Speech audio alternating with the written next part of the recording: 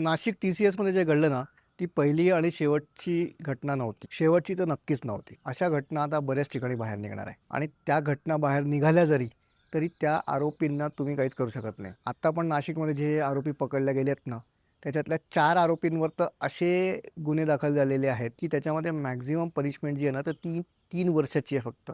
त्यामुळे 3 वर्ष कारागृहात ते राहतील आणि त्यानंतर ते बाहेर सुटणार आहेत. ऑफिसमध्ये धर्म घेऊन यायला लोकांना एन्करेज करणार आहे. याचं कारण आहे रेडी इंडेक्स नावाचा हा index. Religious freedom and business foundation नावाची एक संस्था आहे. ते लोक हा इंडेक्स तयार करतात. या इंडेक्सचं काम काय आहे, की ते लोक ठरवतात, की तुमच्या कॉर्पोरेट वर्कप्लेसमध्ये धर्माला किती जागा आहे. त्यांचं असं म्हणणं आहे, की तुम्ही धर्म आणि सगळ्या धर्माच्या ज्या गोष्टी आहेत, त्या पण ऑफिसमध्ये घेऊन या. कारण आता खूप स्ट्रेसफुल लाईफ आहे. काम खूप स्ट्रेसफुल असतं. लोकांना कामामध्ये काम करताना खूप स्ट्रेस येतो. या सगळ्यावरती उपाय म्हणून त्यांनी आपापला धर्म समजा ऑफिसमध्ये घेऊन आले, पूजा पद्धती ऑफिसमध्ये घेऊन आले, ऑफिसमध्ये पूजा करू शकले, तर त्यांचा जो स्ट्रेस आहे तो कमी होण्याला मदत होईल. इथपर्यंत तर कोणी डिसॲग्री करणार नाही. आता हे जे रिलिजियस फ्रीडम अँड बिझनेस फाउंडेशनवाले लोकं आहेत, हे लोकं म्हणतात, की आम्ही तुमच्या ऑफिसचा सर्व्हे करू.